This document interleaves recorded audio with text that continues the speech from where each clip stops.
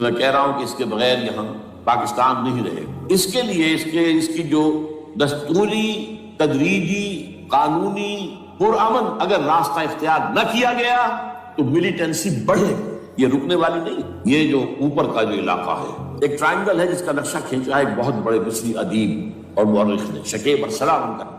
انہوں نے کہا ہے کہ یہ پامیر سطح مرتفع جو ہے پامیر، جسے روف آف دی ورلڈ کہا، اس سے پہاڑوں کے سلسلے نکلتے، کوئی چین کی طرف چلا گیا، کوئی تبت کی طرف چلا گیا، کوئی قراقر نظر آ گیا پاکستان کی طرف، ہمالیہ آ گیا پاکستان انڈیا کی طرف، ادھر ہندو کش چلا گیا افغانستان میں۔ یہ سب جیسے کہ ایک جو پہیا ہوتا ہے اس کے جو لگے ہوتے ہیں اسپوکس جنہیں کہتے ہیں، اس نے کہا کہ ایک طرف ہمالیہ اور ایک طرف ہندو کش، اس کے درمیان میں جو قوم رہتی ہے، اب نوٹ کر لیجیے، یہ ہمالیہ کا اینڈ جو ہے مغربی، وہ کیا ہے، یہ نتیا گلی وغیرہ اسی کا حصہ ہے، اس کے بعد ختم، دریا سندھ بہ رہا ہے، لیکن اوپر جا کے وہ ٹرن دیتا ہے رائٹ کو، تو پھر اب وہ قراقرم اور ہمالیہ کے درمیان جاتا ہے، یہاں تک کہ انڈیا سے جو اس کا داخلے کا راستہ آ جاتا ہے۔ لیکن یہ جو ہے یہ درمیانی راستہ، یہ اصل میں ہندو کش ادھر اور ہمالیہ ادھر، اس کے درمیان جو قوم آباد ہے، اور اس ٹرائنگل کا بیس ہے مالاکنڈ کا پہاڑ، مالاکنڈ، ہمالیہ، ہندو کش۔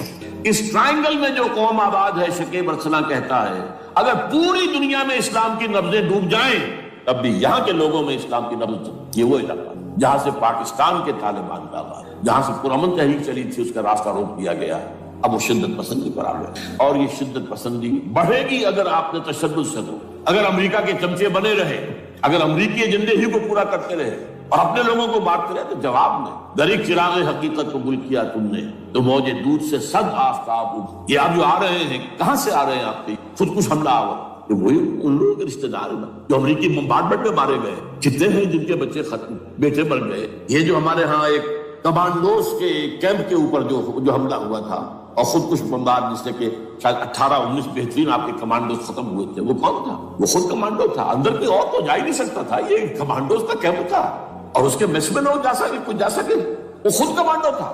اس کی بیٹی لال مسجد کے اندر جلی تھی۔ اب آپ اندازہ کیجئے کہ اس کے دل میں جو کھول رہا تھا اس نے اس کو ٹھنڈا کیا خود جان دے کر، کوئی جان بھی۔ ادھر باجوڑ میں حملہ ہوا تھا، ادھر جو ہماری ملٹری پریڈ کے اوپر حملہ ہو گیا، تو یہ بات رکے گی نہیں۔ اور یہ ظاہر بات ہے کہ اب شمال سے لے کر نیچے تک کی بات ہے، وہاں پر بھی میں نے شروع بھی کہا تھا یہ خطرہ حقیقی ہے، غیر حقیقی نہیں ہے، واہمی اور خیالی نہیں، اس لیے کہ اب جو اس علاقے سے جا رہے ہیں ہجرت کر کے کراچی، وہی ان کی جگہ ہے، وہیں پر ان کے رشتے دار ہیں، محسود ہیں، وزیری ہے، فلاں ہے، یہ ہے، وہ ہے، وہاں جا رہے ہیں۔ اور وہاں پر بھی ظاہر بات ہے کہ جو کچھ ہو رہا ہے افغانستان میں اور جو کچھ ہو رہا ہے شمال سرحدی صوبے میں، اس کا ایک تسلسل ہوگا۔ میں یہاں یہ عرض کر دوں آپ سے کہ تقریباً 4 سال قبل، بلکہ 4.5 سال، میں انتہائی مایوسی کو پہنچوں کہ پاکستان کا وجود باقی رہے گا۔ میں نے یہی تقریر کی ہے 29 فروری سن 2004، اس لیے پاکستان جواز کھو چکا، یہ اسلام کے نام پر تھا، ویئر اسلام؟ جو اسلام یہاں وہ تو بھارت میں بھی ہے، وہ تو امریکہ میں بھی ہے، وہ کہاں ہے اسلام کا سیاسی نظام، اسلام کا تعزیراتی نظام، اسلام کا کرمنل لا، اسلام کا سول لا، اسلام کے فیملی لاز کہاں بنائے تھے اس شخص نے جو فیلڈ مارشل بنا تھا، خود ساختہ، جو اس نے قوانین بنائے تھے؟ تمام علماء نے کہا تھا، تمام مکتبات نے کہ غلط ہے، تحریک کوئی نہیں اٹھائی، یہ ان کی غلطی تھی، کوتاہی تھی، جمہوریت کی تحریک میں شامل ہو گئے، اس پر کوئی تحریک نہیں تھی۔ بہرحال وہ نظام کہاں ہے؟ وہ نظام تو قائم نہیں کیا، اس حوالے سے اپنا جواز کھو چکا۔ نو ریشنل ریزون دیت جسے کہتے ہیں فرینچ کے اندر، ریزون دیت کسی چیز کی ریزن، ریشنل آف ایگزسٹنس نہیں۔ اس کے بعد یہ کہ پچھلے سال سے کچھ مایوسی نے نمبر 1 chief justice of Pakistan Iftikhar Muhammad Chaudhry کے اندر ہمت اللہ نے وہ کھڑا ہو، جرنیلوں کے جم گھٹے کے اندر ایک سویلین آدمی جو ہے جس درجے کا مرعوب ہو سکتا ہے آپ اس کا اندازہ کریں، اور اس کے بعد اسپونٹینیس موومنٹ کو پلا انہوی شے سوچ نہیں سکتے، یہ موومنٹ جو ہے یہ کوئی اسٹریٹ ارچنس کی چلائی ہوئی نہیں، یہ ہمارے ہاں کے گاموں ماجوں کی نہیں، بلکہ یہ تو پڑھے لکھے لوگ، وکیل، کالے کوٹ، کالی ٹائیاں، پینٹ، یہ جو سختیاں جھیلی ہیں، ابھی تک وہ تحریک چل رہی ہے۔ اگر سے ظاہر بات ہے وقت گزرنے کے ساتھ ساتھ اس کی وہ تیزی اور تندی میں تو کمی آئی اور حکومت کو موقع ملا ان کے اندر کوئی رفت پیدا کرنے، لیکن بہرحال ان دونوں چیزوں سے میری مایوسی۔ اب دوسری بات وہ تھی 18 فروری کے الیکشن کا پرامن طور پر میں یہ سمجھتا تھا کہ جو اس کے اندر دخل اندازی ہے، رگنگ، وہ یہی ہوئے۔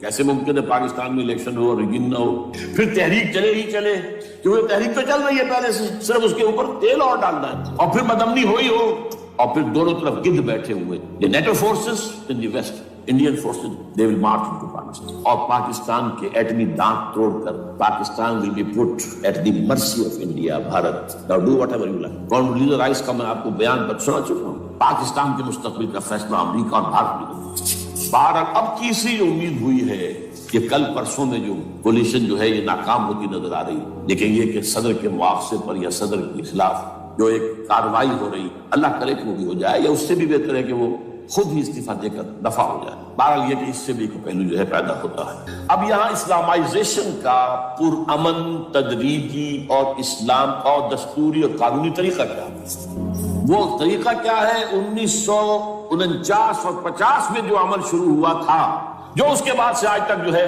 ختم ہو گیا، اس کو اثر دور شروع، دوڑ پیچھے کی طرف گردش ایام. 49 میں کیا ہوا تھا؟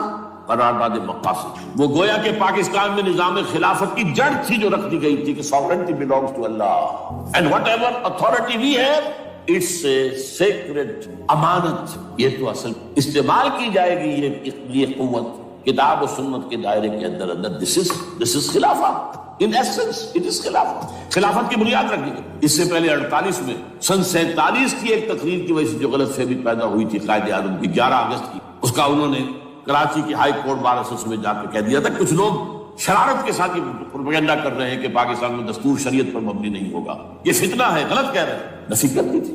اب یہ دوسری بات ہے کہ اندھوں کے اندھے جو ہیں وہ اس 11 اگست کی تقریر کو لیے پھرتے ہیں اس کے ایک جملے کو، اور یہ اتنی کھلی بات جو کی شریعت کا لفظ، شریعت پاکستان کا دستور جو سمجھتا ہے کہ شریعت پر نہیں مبنی ہوگا وہ غلط کہتا ہے، وہ شریر ہے، شرارت پیدا کر رہا ہے. یہ قائد اعظم کے الفاظ.